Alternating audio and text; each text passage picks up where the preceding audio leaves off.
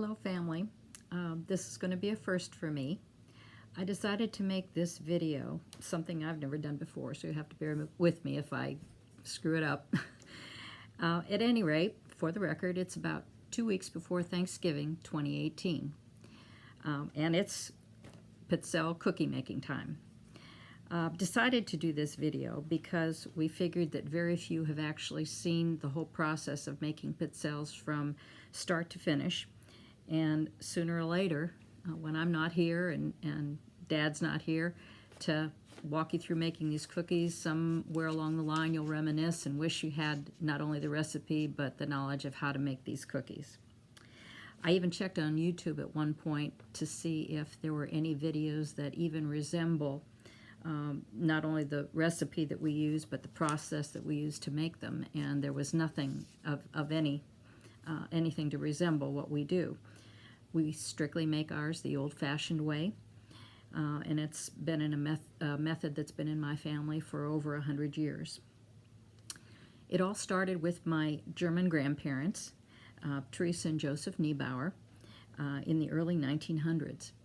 They lived in a very multi-ethnic neighborhood in Erie, Pennsylvania, and their Italian neighbors who lived across the street one year sent over some Italian Christmas cookies to my grandparents for their family of 9.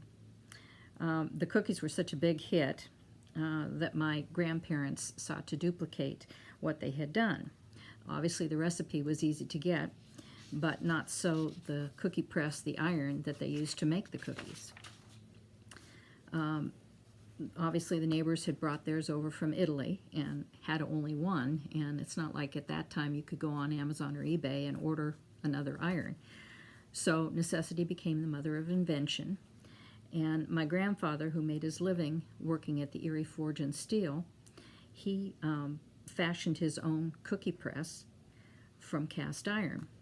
I still have that cookie press today, and I did use it myself for a number of years when I made the pizzelles, but now I tend to use the round irons. They're a little less heavy, and they make nice round snowflake-like cookies that pack well for out-of-town relatives. We've even actually picked up a few of the irons for Jenny and RJ on eBay, so you can find them if you look hard enough. The one I typically use nowadays has been in my family for over 75 years, so it's obviously well seasoned after many years, and it works very well. Newcomers to the pizzelle making process sometimes want to get the electric waffle irons that you see on Amazon or eBay. They obviously makes the process go faster. They make a thinner cookie. But if you've grown up eating the cookies the way we have over the years, there's really no comparison. The process that we use obviously is very time consuming, but it's well worth the product.